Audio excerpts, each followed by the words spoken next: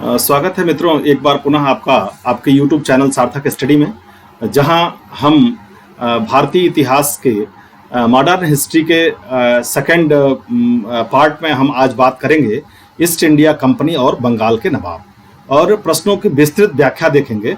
साथ ही साथ कॉन्सेप्ट भी हम इसके साथ ही साथ देखेंगे कि क्या कॉन्सेप्ट है बंगाल के नवाबों का। जो ये आधुनिक भारतीय इतिहास की ये सेशन हम ये देखने जा रहे हैं। इसके साथ ही साथ आपको हमारे सार्थक स्टडी चैनल पे भारतीय संविधान का भी और साथ ही साथ हिंदी का भी, जो आरओ की परीक्षा के लिए इम्पॉर्टेंट है, हम लगातार देखते हैं। इस समय हम एक 9 to 10 PM लाइव सेशन भी करते हैं, और जिस लाइव सेशन में हम इस समय हिंदी के प्रश्नों को देख रहे हैं। लगातार लगभग 12 क्लासेज हिंदी की हो चुकी हैं जो वर्तनी शुद्धि से संबंधित थी। अब हम जो इस समय लाइव सेशन कर रहे हैं, जो डेली 9 to 10 PM यानी 9 बजे रात से 10 बजे रात तक का लाइव सेशन हमारा होता है, वो हम कर रहे हैं वाक्य शुद्धि पे। तो मित्रों, मैं ये चाहूँगा कि आप मेरा जो 9 से 10 बजे का लाइव सेशन है उसको अवश्य ज्वाइन करें। उसमें लाइव सेशन में हम दोनों साथ साथ चलाते हैं, कभी हिंदी और कभी संविधान। जनरली हमने ये प्रयास किया है कि हिंदी की क्लास हो और फिर संविधान की क्लास हो, हिंदी की क्लास हो फिर संविधान की क्लास हो, इस तरह से हमने उसको बनाया है।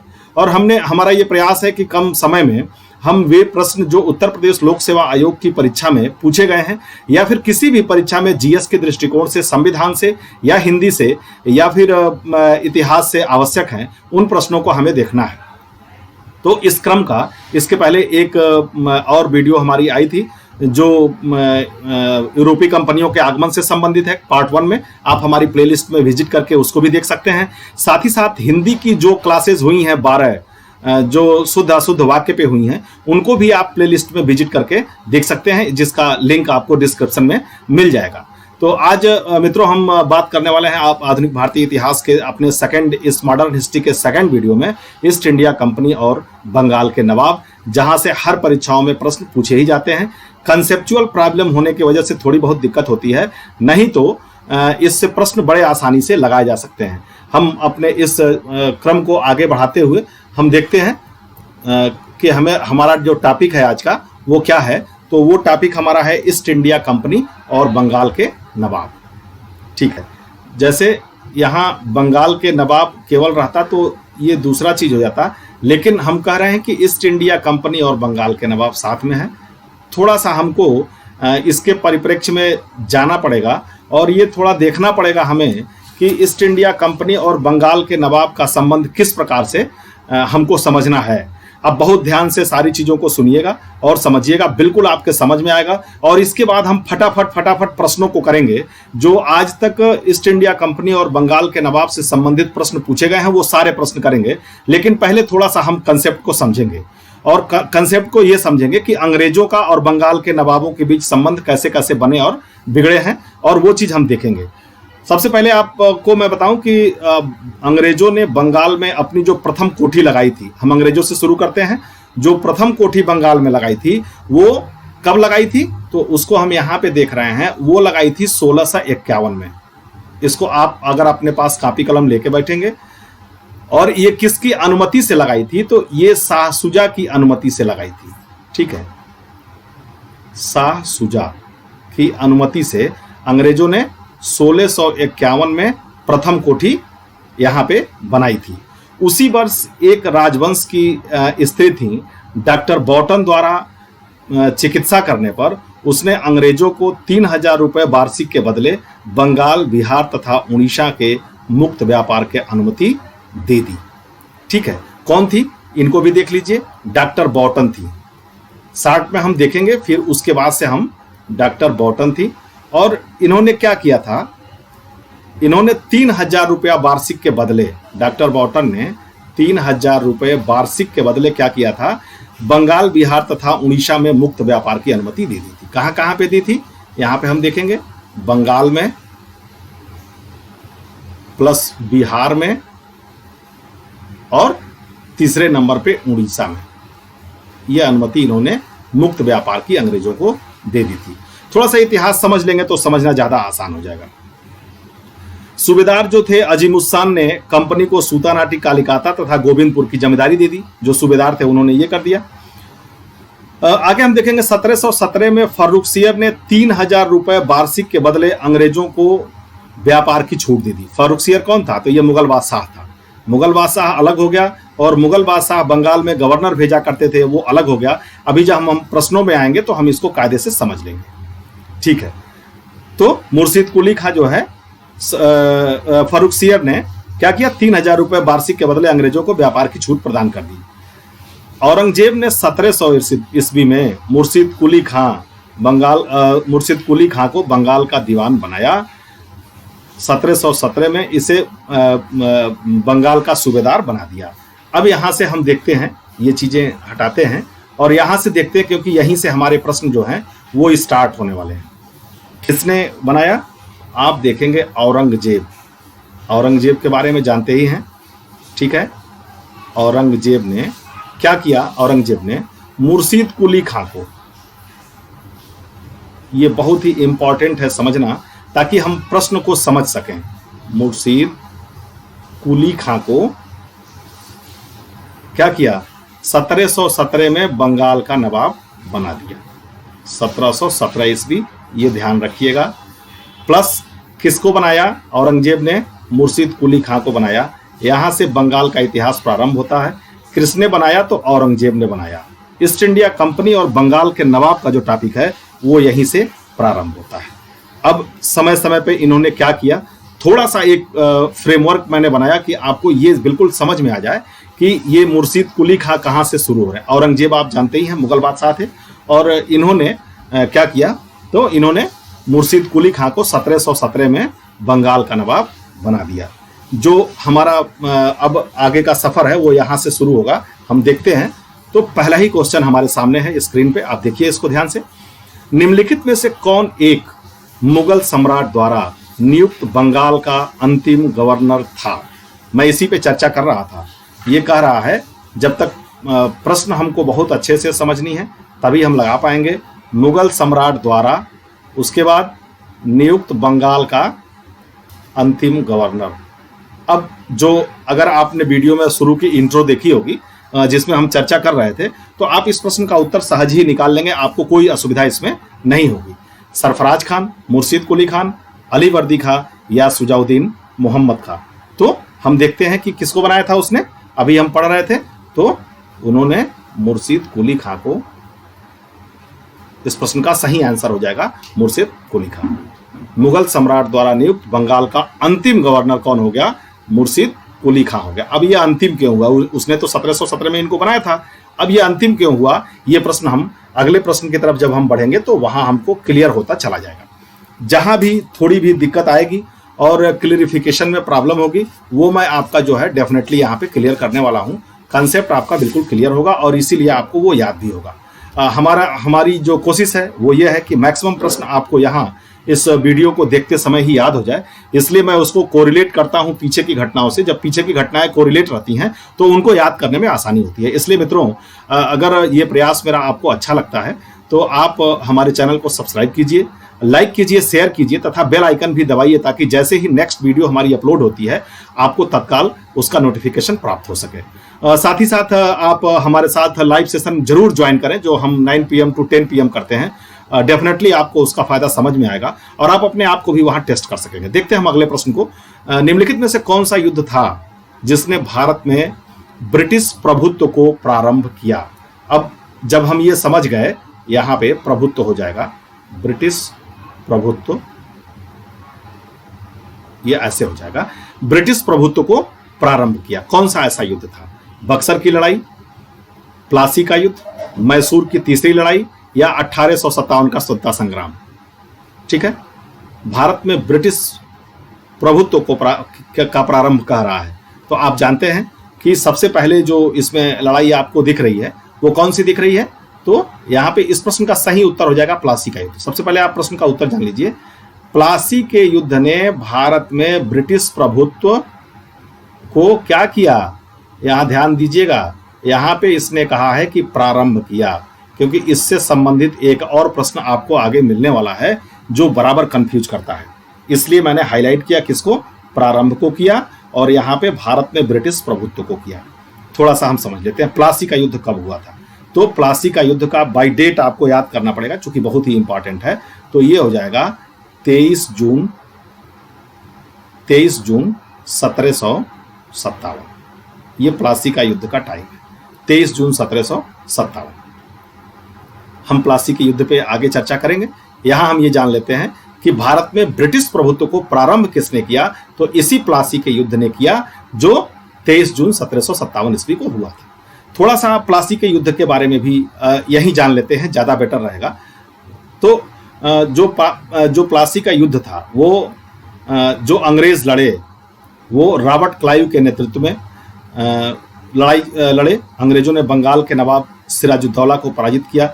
एक प्रश्न यह भी होता है, यहाँ से हम विस्तार करके देख लेते हैं किसको पराजित किया इसने। प्लासी का युद्ध जब हुआ, अभी हमने जो प्रश्न देखा है वहां हमने मुर्शिद कुली खां को देखा है अंतिम गवर्नर के रूप में, लेकिन जब क्या कहते हैं जब आगे बढ़ता है बंगाल का इतिहास, तो बंगाल के नवाब कौन होते हैं उस समय? सिराजुद्दौला रहते हैं। ये भी एक प्रश्न पूछता है और हो सकता है कि आगे प्रश्नों की श्रृंखला में आपको देखने को भी मिलेगा। बंगाल के नवाब सिराजुद्दौला को पराजित किया। बंगाल की सेना 3 राजद्रोहियों, कौन कौन थे राजद्रोही, के नायकत्व में थी। वो राजद्रोही कौन कौन थे देख लीजिए, आज तक उनको माफ नहीं करता है इतिहास। तो मीर जाफर थे, एक मीर जाफर थे, दूसरे यार लतीफ थे, और जो तीसरे थे वो राय दुर्लभ थे। ये तीनों जो है क्या थे, ये तीनों घातकी थे। राय दुर्लभ भी नवाब की एक अग्रगामी टुकड़ी के नेता जो थे वो मीर मदान थे और मोहनलाल थे। इनके साथ साथ अग्रगामी जो टुकड़ी थी वो एक मीर मदान थे। सारे नाम आपको ध्यान रखने हैं, बार बार आपको इसको देखना है, तो आपको ये प्रश्न कभी भूलने वाला नहीं है। और एक कौन थे, तो ये जो है ये मोहनलाल थे। हुआ क्या कि एक गोली से रणभूमि में मीर मदान मारा गया। जो लड़ाई चल रही थी उसमें एक गोली से मीर मदान मार दिया गया। ठीक है, मीर मदान मारा गया।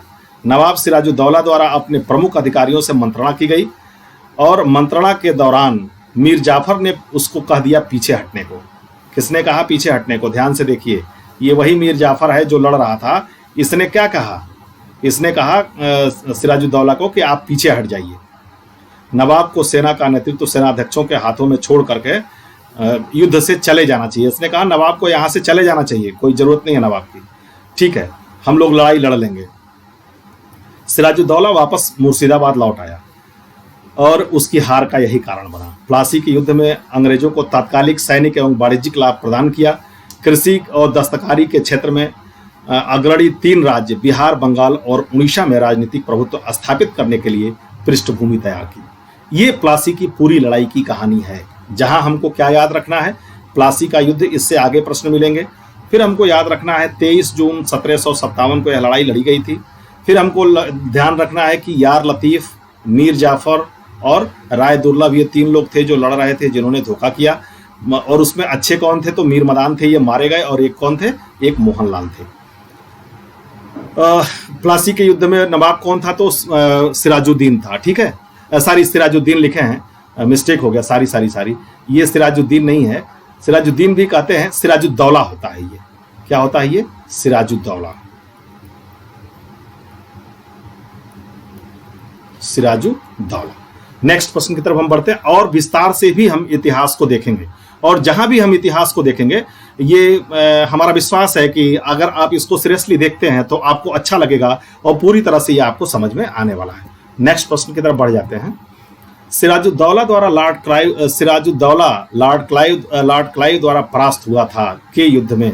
आप देखें, एक जगह आपने इसको पढ़ा और आपको तत्काल इस प्रश्न का जो है उत्तर यहाँ पे मिल गया। जब एक जगह पूरे विस्तार से हम पढ़ेंगे, ये सिराजुद्दौला था प्लासी के युद्ध में और ये क्लाइव भी था प्लासी के युद्ध में। और यही बताना है कि कहाँ हुआ, तो ये प्लासी के युद्ध में हुआ।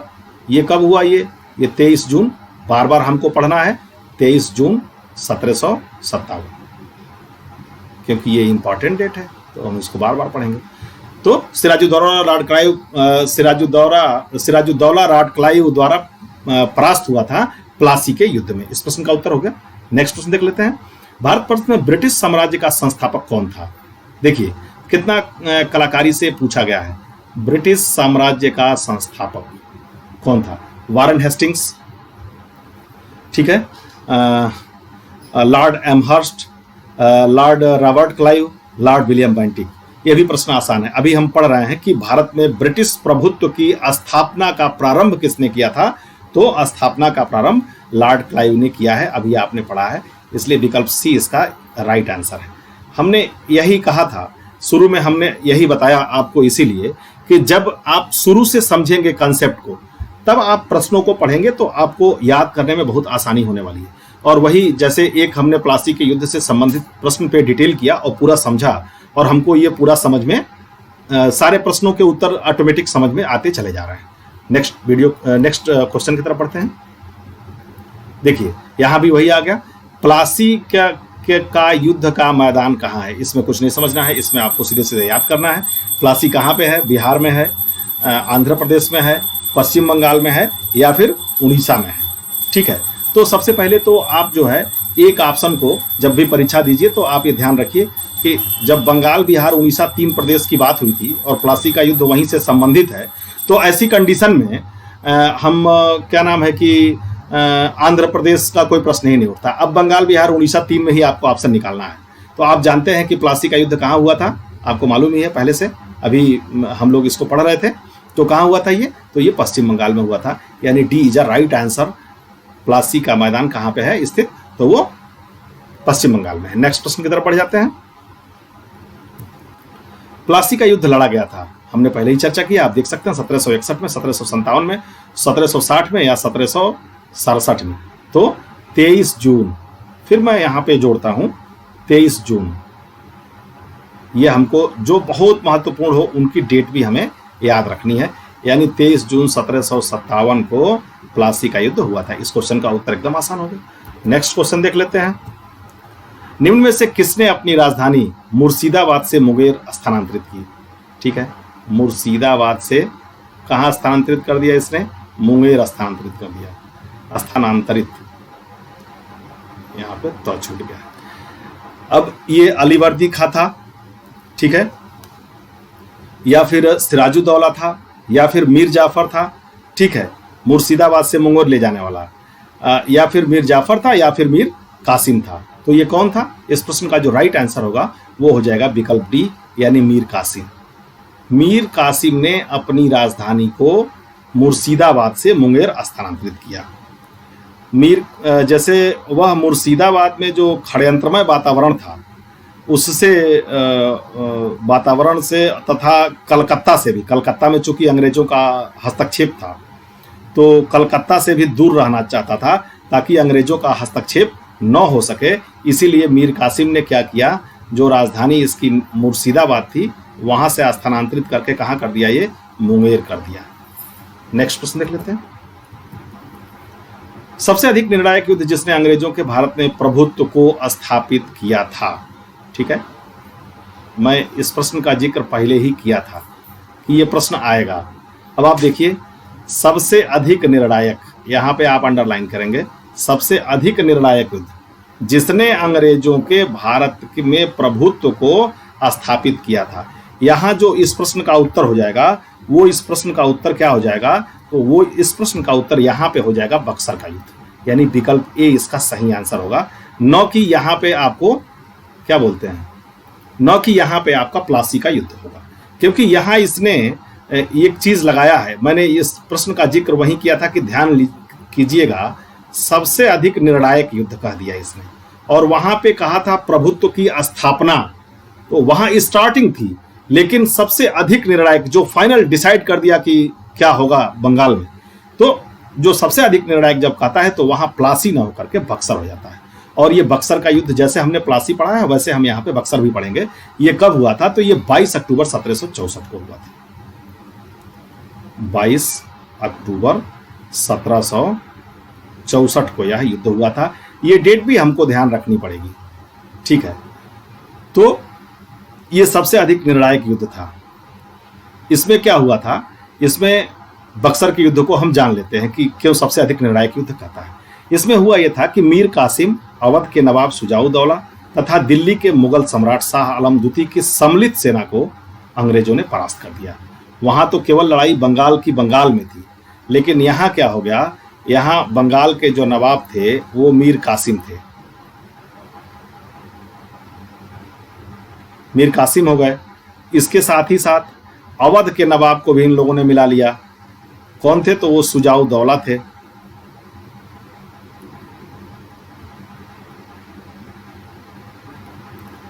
और साथ ही साथ इन्होंने क्या किया, इन्होंने मुगल सम्राट को भी मिला लिया। ये शाह आलम द्वितीय थे,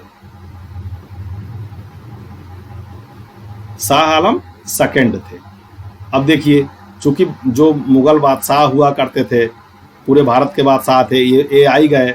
जो छोटे छोटे राज्य थे उसमें अवध मजबूत था, उसके नवाब आई गए, और बाकी बंगाल से चल ही रहा था मामला, ये आई गए। तो चूंकि लगभग पूरे भारत की शक्ति ही एक तरह से इकट्ठा कर लिए थे ये, और इनकी सम्मिलित सेना लड़ रही थी, इसलिए इसको कहता है कि सबसे अधिक निर्णायक युद्ध। अब इसके बाद प्रतिरोध की कोई गुंजाइश इन लोगों के पास बची हुई नहीं थी, इसीलिए यह कहता है कि सबसे अधिक निर्णायक युद्ध जिसने अंग्रेजों के भारत में प्रभुत्व को संस्थापित किया था वो कौन सा हो गया, तो वो बक्सर का युद्ध हो गया।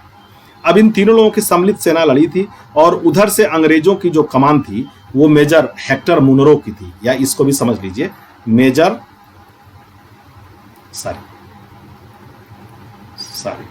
हेक्टर, थोड़ा क्लियर आप इसको समझिएगा, हेक्टर मुनरो। तो उनकी कमान जो मेजर हेक्टर मुनरो के पास थी, जो इस युद्ध का परिणाम था वो प्लासी के निर्णयों पर मुहर लगाने वाला था। भारत में जब अंग्रेजों को चुनौती देने वाला कोई नहीं था, इलाहाबाद तक का प्रदेश अंग्रेजों के अधिकार में आ गया तथा दिल्ली के विजय का मार्ग खुल गया, क्योंकि मुगल बादशाह थे ही दिल्ली में बैठा करते थे, इसीलिए उसका मार्ग खुल गया। बक्सर का युद्ध भारतीय इतिहास में निर्णायक सिद्ध हुआ। पी रॉबर्ट्स ने बक्सर के युद्ध के बारे में एक कथन भी बहुत प्रसिद्ध कथन कहा है, प्लासी की अपेक्षा बक्सर को भारत में अंग्रेजी प्रभुत्व की रणभूमि मानना कहीं अधिक उपयुक्त है। यदि बक्सर के युद्ध के बारे में युद्ध के परिणाम को देखा जाए तो कहा जा सकता है कि जहां प्लासी की विजय अंग्रेजों की कूटनीति का परिणाम थी, क्योंकि उसने मीर जाफर और यार लतीफ और जो एक अन्य शासक थे उनको मिला के किया था, तो वो कूटनीति था। वहीं बक्सर की विजय इतिहासकारों ने पूर्णतः सैनिक विजय बताया। यहाँ ये लड़े और लड़के इन लोगों की संयुक्त सेना को पराजित किए। प्लासी के युद्ध में अंग्रेजों की प्रभुता बंगाल में स्थापित की थी। मैंने बताया है कि वो केवल बंगाल का युद्ध था, प्लासी का जो युद्ध था, लेकिन बक्सर के युद्ध ने कंपनी को एक अखिल भारतीय शक्ति का रूप दे दिया। ये रहा बक्सर के युद्ध से संबंधित। नेक्स्ट प्रश्न को देख लेते हैं।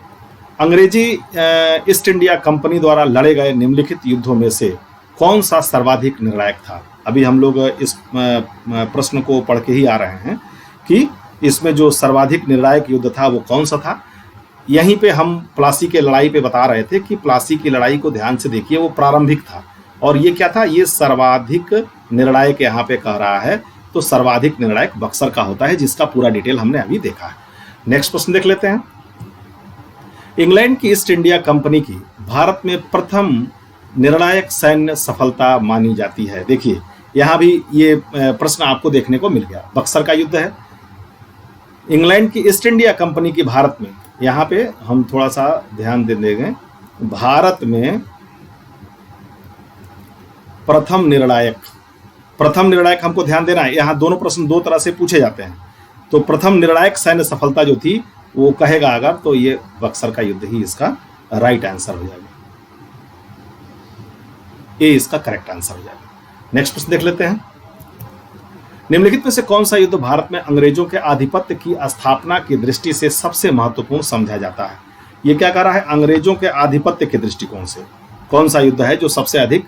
तो यहाँ आपको बिल्कुल अभी हम लोग जब पढ़ रहे थे तो वहाँ पढ़ ही रहे थे, आधिपत्य की दृष्टि स्थापना की दृष्टि से कह रहा है। तो प्लासी में जहाँ प्रारंभ हुआ और केवल बंगाल के नवाब हारे थे, वहीं पे बक्सर में भारत के नवाब भी और जो शक्तिशाली राज्य हैं उनके नवाब भी हार गए, और जब हार गए तो आधिपत्य की स्थापना हो गई। लेकिन यहाँ भी इस प्रश्न का जो सही राइट आंसर हो जाएगा वो ए हो जाएगा, बक्सर का युद्ध। सेकंड देख लेते और नेक्स्ट देख लेते हैं। बक्सर के युद्ध के समय दिल्ली का शासक कौन था? देखिए कितना शानदार सा प्रश्न है ये, हमने इसको पढ़ा है, आप इसको एक बार समझिए। बक्सर का जब युद्ध हुआ तो दिल्ली का शासक कौन था? अभी आपने पढ़ा है ना कि कौन था दिल्ली का शासक। कुछ नहीं करना है। औरंगजेब नहीं था, शाह आलम प्रथम नहीं था, आपने पढ़ा नहीं है, बहादुर शाह जफर नहीं था, पढ़ा ही नहीं है।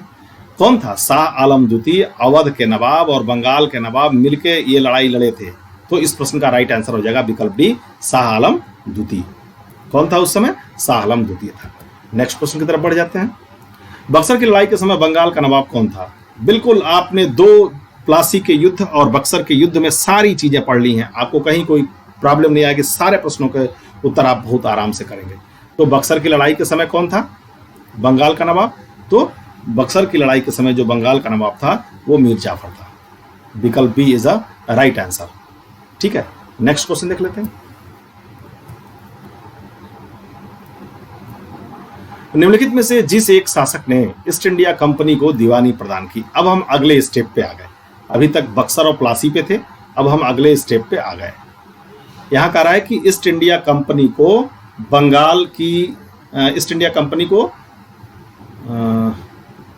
निम्नलिखित में से जिस एक शासक ने ईस्ट इंडिया कंपनी को दीवानी प्रदान की, सारी बंगाल की नहीं, दीवानी प्रदान की, किसने किया? तो कौन कर सकता है इसको? आप थोड़ा सा समझिए, थोड़ा सा हम समझेंगे वो शासक कौन था। देखिए थोड़ा सा यहाँ पे और विस्तार में जाना पड़ेगा हमको। सबसे पहले तो हम प्रश्न का उत्तर जान लेते हैं कि ईस्ट इंडिया कंपनी को दीवानी किसने दिया था। ठीक है, तो जो ईस्ट इंडिया कंपनी को दीवानी दिया था, इससे आप परिचित हैं, इसको पढ़ चुके हैं। ये शाह आलम द्वितीय ही था जिसने दीवानी दिया था। लेकिन क्रम क्या है ये देखिए, क्रम क्या है ये देखिए। तो क्रम यह है कि जो इलाहाबाद की दूसरी संधि हुई थी वो कब हुई थी? सबसे पहले जानिए कि वो हुई थी आपका 1765 में। शाह आलम को अंग्रेजी सेना ने क्या किया था? अंग्रेजी संरक्षण में ले लिया था और उसे इलाहाबाद में रखा था तथा कड़ा का क्षेत्र नवाब के लिए छोड़ दिया। शाह आलम को 12 अगस्त 1765 के फरमान द्वारा मुगल बादशाह शाह आलम द्वितीय ने कंपनी को बंगाल, बिहार, उड़ीसा की दीवानी अस्थायी रूप से दे दी। जैसे जो युद्ध हुआ उसके बाद जो संधि हुई उसी में इन्होंने शाह आलम द्वितीय ने बंगाल, बिहार और उड़ीसा की दीवानी को दिया था। नेक्स्ट प्रश्न देख लेते हैं। 1765 में ईस्ट इंडिया कंपनी को बंगाल की दीवानी किसने प्रदान की?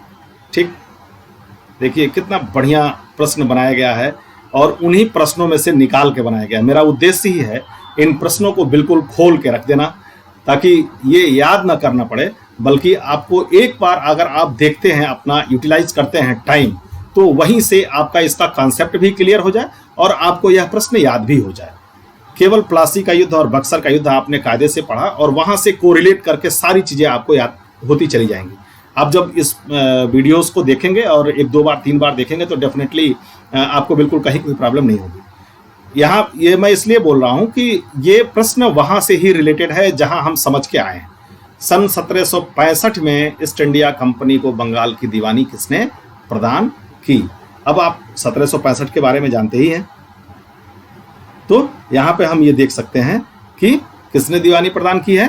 तो विकल्प बी इसका सही आंसर हो जाएगा। ये मुगल बादशाह ने, मुगल सम्राट ने ये दीवानी प्रदान की। अभी हम पढ़ रहे थे ना इसके पहले वाले प्रश्न में कि क्या नाम है कि जो इलाहाबाद की दूसरी संधि हुई थी उस संधि के अनुसार बक्सर के युद्ध में लड़े थे ना मुगल बादशाह, तो अवध के नवाब और बंगाल के नवाब। तो जब हार गए थे ये, तो इनको अपने संरक्षण में ले लिए सब। तो वही जब संधि हुई तो उस संधि के दौरान जो है ये दीवानी का अधिकार प्रदान किए थे। अब नेक्स्ट प्रश्न देख लेते हैं हम।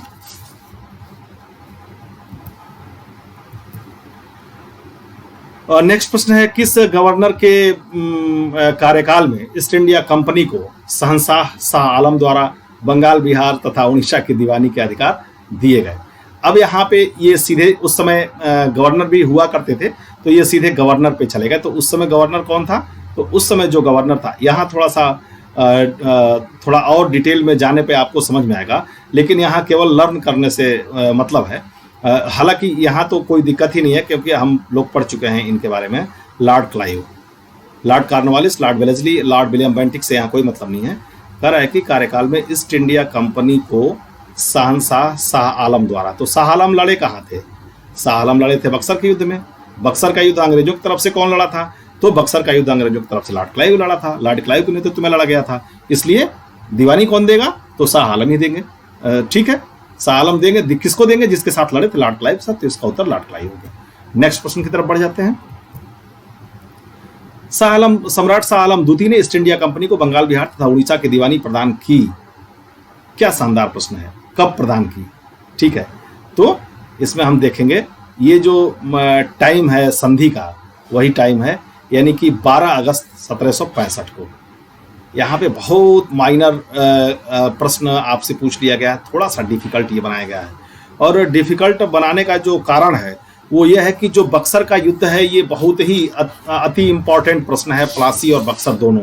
तो ऐसी कंडीशन में इसको पूछना ही पूछना था। और हमने पढ़ा है कि 12 अगस्त 1765 के फरमान द्वारा मुगल बादशाह शाह आलम द्वितीय ने कंपनी को बंगाल, बिहार और उड़ीसा की दीवानी अस्थायी रूप से दे दी। 1765 में ही इलाहाबाद की संधि होती है और वो डेट पूछ लिया है इसने। तो कौन सी डेट है वो? तो 12 अगस्त है जो शाह आलम ने दीवानी इनको प्रदान की है। नेक्स्ट प्रश्न देख लेते हैं।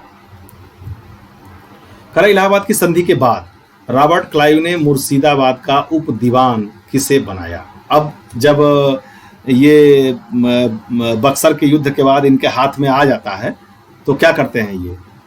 अब दीवान कौन बनाएगा? अब दीवान मुगल बादशाह नहीं बनाया करेंगे जो पहले मुर्शिद कुली खां को भेजे थे। अब कौन बनाएगा? तो अब बनाएगा रॉबर्ट क्लाइव अंग्रेज। मुर्शिदाबाद का उप दीवान किसे बनाया था? ठीक है, मोहम्मद रजा खान, सिताब राय, राय दुर्लभ या सैयद गुलाम हुसैन। तो उस समय जो नवाब बना था, वो जो उप दीवान बना था वो कौन था? उसका राइट आंसर हो जाएगा ए, मोहम्मद रजा खान। और नेक्स्ट प्रश्न की तरफ बढ़ जाते हैं। वर्ष 1765 में दीवानी प्रदान किए जाने के बाद ब्रिटिश सबसे पहले निम्नलिखित में से किस पर्वतीय जनजाति के संपर्क में आए? बहुत ही शानदार प्रश्न है ये।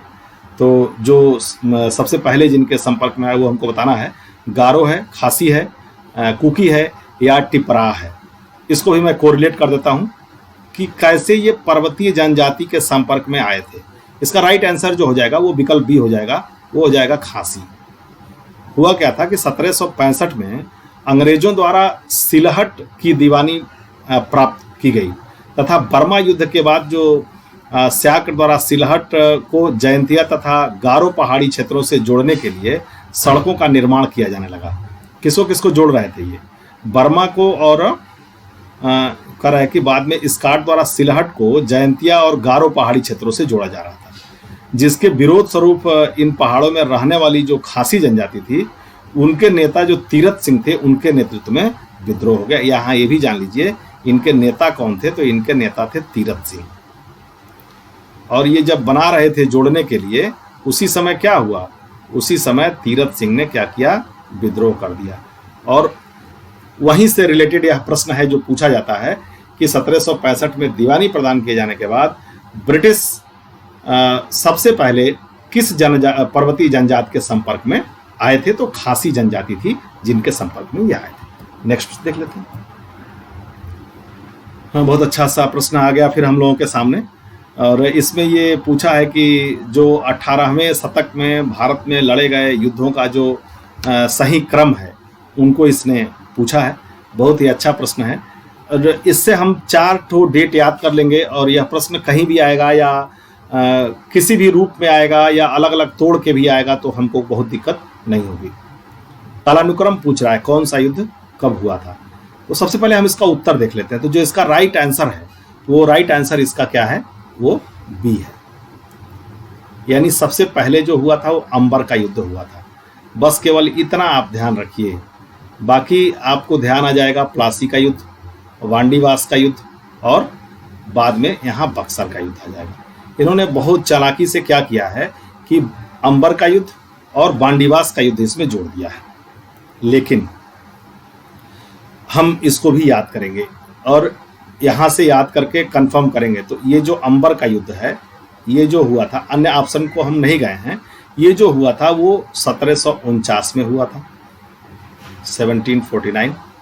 उसके बाद से जो प्लासी का युद्ध हुआ था ये हम अभी पढ़ के आ रहे हैं, ये हुआ था 1757 में।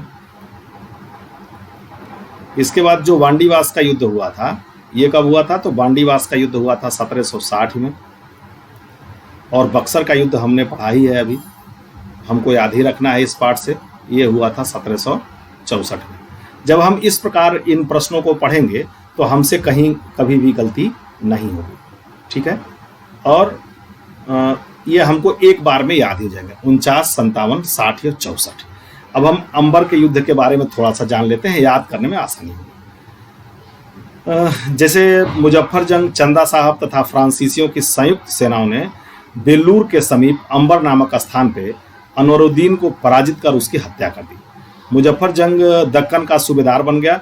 इसी उपलक्ष्य में अपने हितकारी डुप्ले को कृष्णा नदी के दक्षिणी भाग में मुगल प्रदेशों का गवर्नर नियुक्त कर दिया तथा उत्तरी सरकार के कुछ जिले भी फ्रांसीसियों को दे दिए।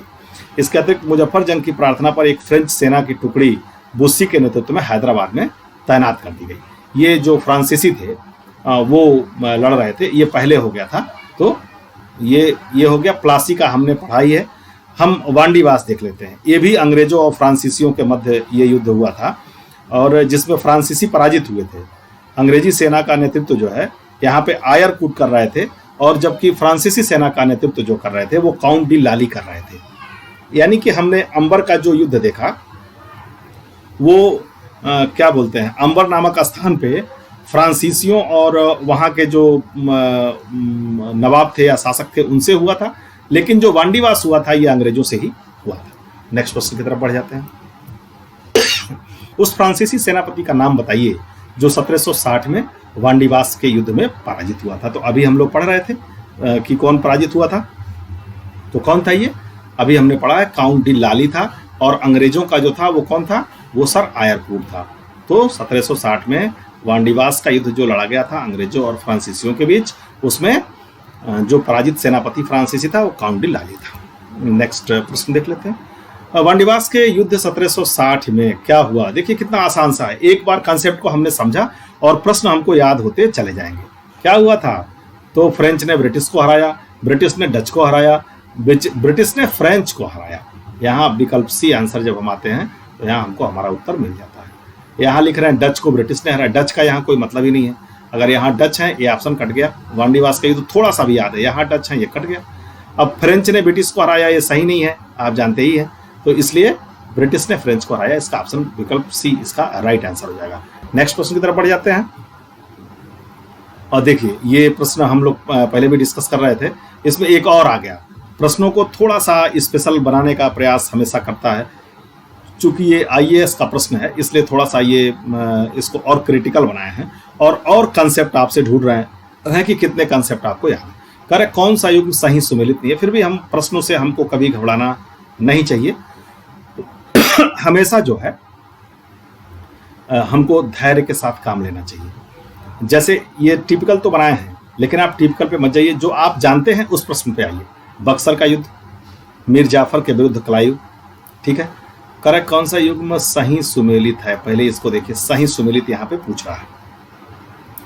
तो ये बक्सर के युद्ध में मीर जाफर के विरुद्ध क्लाइव थे।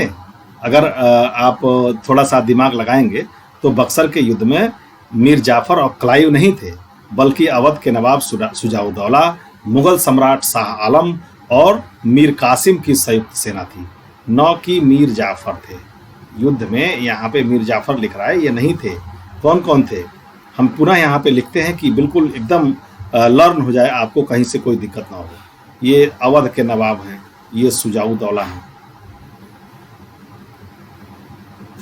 सुजाउद्दौला हो गए। उसके बाद मुगल सम्राट के बारे में बात हुई है, ये शाह आलम जी थे, शाह आलम ये द्वितीय जी थे, शाह आलम द्वितीय हो गए। और तीसरा जो था वो क्या कहते हैं, बंगाल के ही थे। ये कौन थे? तो ये मीर कासिम थे। अब जब ये मीर कासिम और सुजाउद्दौला शाह आलम द्वितीय थे तो मीर जाफर कहाँ से आ गए? इसलिए यह सुमेलित सही सुमेलित नहीं है, काट दीजिए। अब आइए वांडीवास के युद्ध पे। अभी हमने पढ़ा है किसके किसके बीच हुआ था, फ्रांस और इंग्लैंड के बीच। और यहाँ पे क्या लिखा है? फ्रांसीसी के विरुद्ध ईस्ट इंडिया कंपनी, यानी ये सुमेलित हो गया। बाकी चिलियावाला का युद्ध और खुर्दा का युद्ध, ये यहाँ बहुत इंपॉर्टेंट नहीं है, क्योंकि हमारा प्रश्न ये टिपिकल बनाए भी हैं, लेकिन फिर भी हमारा जो ये प्रश्न है वो निकल गया है। वैसे हम इसकी भी चर्चा यहाँ पे कर लेते हैं कि अगर हमको कहीं प्रश्नों में मिलता है तो हम आसानी से इसको कर सकें। जो चिलियावाला का युद्ध हुआ था ये 13 जनवरी, यह कब हुआ था? तो ये 13 जनवरी सन 1849 को हुआ था। 1849 को यह हुआ था। और ये किसके किसके, इस युद्ध में अंग्रेजी सेना का नेतृत्व लॉर्ड गफ ने किया और सिख सेना शेर सिंह के नेतृत्व में लड़ी थी। कौन कौन थे? तो एक थे अंग्रेजी सेना में गफ, और इनके वर्सेज लड़ कौन रहा था? तो इनके वर्सेज सिख सेना लड़ रही थी, और उसमें कौन नेतृत्व कर रहा था? तो उसमें कर रहा था शेर सिंह। शेर सिंह कर रहा था, जो 13 जनवरी 1849 को हुआ, जो चिलियावाला का युद्ध है। जब हम इसको पंजाब पढ़ेंगे और सिख पढ़ेंगे तो वहां हम इसको डिटेल से पढ़ेंगे, लेकिन यहाँ भी हम इसके प्रसंग को जान लेते हैं। बाकी अब खुर्दा का युद्ध हम देख लेते हैं। ये कब हुआ था? तो ये हुआ था 1795 में। ये आगे की घटना है। और ये किसके किसके? तो निजाम के विरुद्ध मराठों द्वारा लड़ा गया था, जिसमें निजाम की हार हुई थी। निजाम के विरुद्ध कौन लड़ा था? तो निजाम के विरुद्ध इसको लड़े थे कौन? तो इसको लड़े थे मराठा। और इसमें हुआ क्या था? इसमें निजाम जो है ये हार गए थे, ये हार गए थे। ये रहा चिलियावाला का युद्ध 13 जनवरी 1849, जो क्या बोलते हैं, जो अंग्रेजी सेना लॉर्ड गफ की तरफ, अंग्रेजी सेना की तरफ से लॉर्ड गफ थे और इनकी तरफ से शेर सिंह थे। ये लोग लड़े। ये अनिर्णित रहा, इसका कोई डिसीजन निकला नहीं, और ये निजाम और मराठा के बीच हुआ। ठीक है, नेक्स्ट प्रश्न देखते हैं। जब ये प्रसंग आएगा तो इसको भी हम लोग कायदे से समझ लेंगे। आगे हम निम्न में से किसने भारत में अंग्रेजों का सर्वाधिक विरोध किया? मराठा, मुगल, राजपूत या सिख? अभी हम बार बार देख रहे थे कि ये बीच बीच में ये क्रम आ रहा था। उस समय विभिन्न जगहों पे जब मुगल सम्राट कमजोर हो गया था, तो जो जहां जिस क्षेत्र पे था वो अपने क्षेत्र का मालिक हो गया था, अधिपति हो गया था। बंगाल का अलग, बिहार का अलग, मराठे अलग, सिख अलग। ये वो भारत का दौर चल रहा है जब भारत कई भाग में बटा था, और भारत के कई भाग में बटे होने के कारण ही अंग्रेजों को यहाँ पे सफलता मिली थी। उसी से संबंधित यह प्रश्न है, इसलिए मैं चर्चा कर रहा था। तो यहाँ ये चर्चा ये क्या कह रहा है? अंग्रेजों का सर्वाधिक विरोध, यानी कि सर्वाधिक प्रतिरोध कौन किया, सर्वाधिक तगड़ा किसने लड़ा? तो वो आप जानते ही हैं, आज भी हैं लड़ाका और कल भी थे, और ये थे मराठा जो सर्वाधिक विरोध किए थे। मुगल कमजोरी हो गए थे, सिख का राज्य उतना विस्तार में था नहीं, राजपूत का भी नहीं था। तो कौन था? तो ये विकल्प ए इसका राइट आंसर है। उस समय मराठा ही थे। ठीक है, तो जो आज का जो प्रश्नों का मित्रों श्रृंखला थी वो यहीं तक थी। नेक्स्ट हम इसके बाद थोड़ी ही देर में लाइव सेशन जो 9 से 10 PM होगा उसको लेके उपस्थित होंगे। हमारी ये रिक्वेस्ट है कि हमारे साथ अगर आप जुड़ते हैं, हमारे चैनल को सब्सक्राइब करते हैं, साथ ही साथ हमारे लाइव सेशन में 9 बजे से 10 बजे तक आप आते हैं, तो निश्चित रूप से इसी तरह के व्याख्यात्मक संविधान के प्रश्न या फिर हिंदी के प्रश्न आपको वहां देखने को मिलेंगे, जहां आपको अपना टेस्ट करने का भी मौका मिलेगा कि किन प्रश्नों के उत्तर हमें आ रहे हैं और किन प्रश्नों के उत्तर हमें नहीं आ रहे हैं। साथ ही साथ व्याख्या के साथ उन प्रश्नों को समझने का अवसर आपको मिलेगा। तो मित्रों, अगर आप हमारे इस वीडियो को देख रहे हैं और हमारे इस पे चैनल पे नए हैं तो प्लीज़ हमारे चैनल को सब्सक्राइब कीजिए। साथ ही साथ 9 से 10 का हमारा लाइव सेशन ज्वाइन कीजिए, लाइक कीजिए, शेयर कीजिए और बेल आइकन भी जरूर प्रेस कर लीजिए, ताकि नेक्स्ट वीडियो हमारी जैसे ही अपलोड हो वो आपको तत्काल उसका नोटिफिकेशन प्राप्त हो सके। बहुत बहुत धन्यवाद।